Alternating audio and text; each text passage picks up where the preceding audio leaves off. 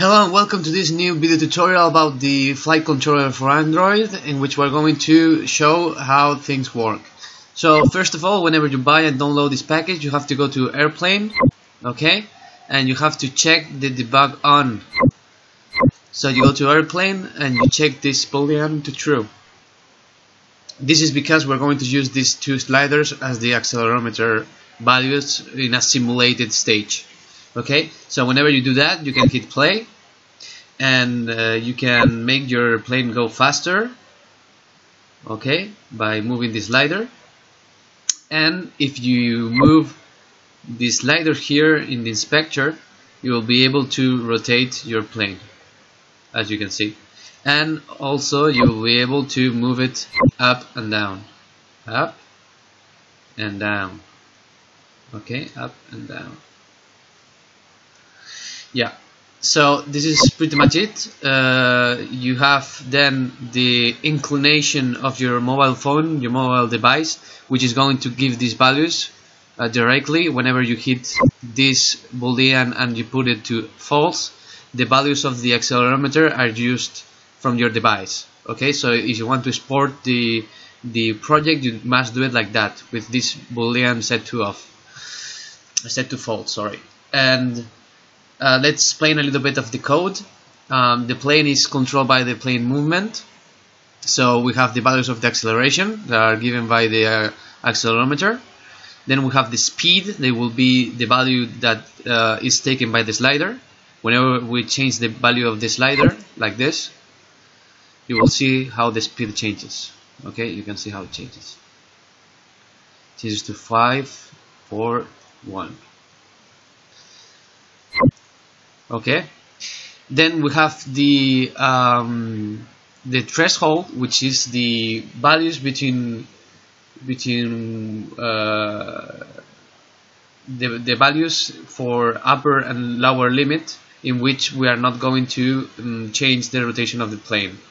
So this is for example, whenever you are handling your mobile phone device and you are giving it a small rotation.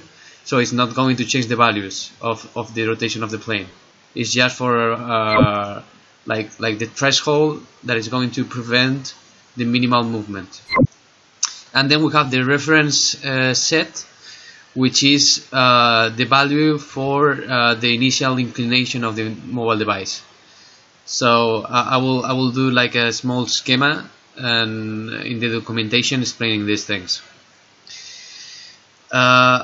Apart from that, we have the script for the camera movement, that if we open it here, you can see that it's just making a lerp of the position of the camera and a reference position, which is this game object here that is attached to the plane. So that's why whenever we go faster, the camera seems to get farther from the plane. Okay, so that's all regarding the camera, the airplane. Then let's check the clouds. The clouds are a particle system which has an infinite clouds script. So in fact, in this script, what we do is create a random unit sphere zone in which we put the different game objects. In this case, it's billboards, and whenever the player moves, these positions are updated. So are updated here in this part of the code. Whenever you can see the player is in a position that is higher than the cloud distance square. Okay. So finally we have the canvas, which contains the slider. And then in the event system, we have added the quit game script, which is going to make your game, or is going to stop the game whenever you click the return button. And then the terrain, it's a simple game object that has a texture. And that's all regarding this package. I hope you like it. I hope you consider downloading it, and keep tuned for more.